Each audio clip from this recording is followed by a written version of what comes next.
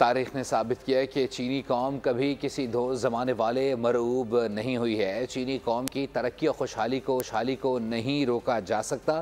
चीनी सदर Xi Jinping का फौजी परेड से खिताब। कहा, इंसानियत को आज जंग या अमन में से किसी एक को चुनना है। कौम तारीखी सानेहात दोबारा न होने दें। दूसरी जंग अजीम में चीन की फतह पर शानदार फौजी परेड हुई। तियाननमेन स्क्वायर अवाम से कचाकच भर गया।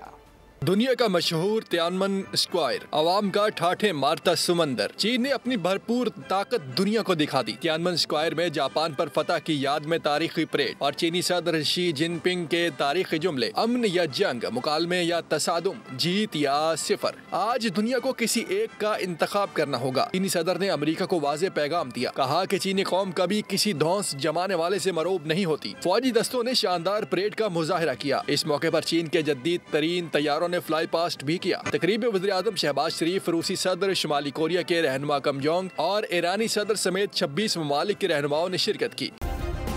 सब्सक्राइब करें और बेल दबाएं ताकि कोई खबर रह न जाए।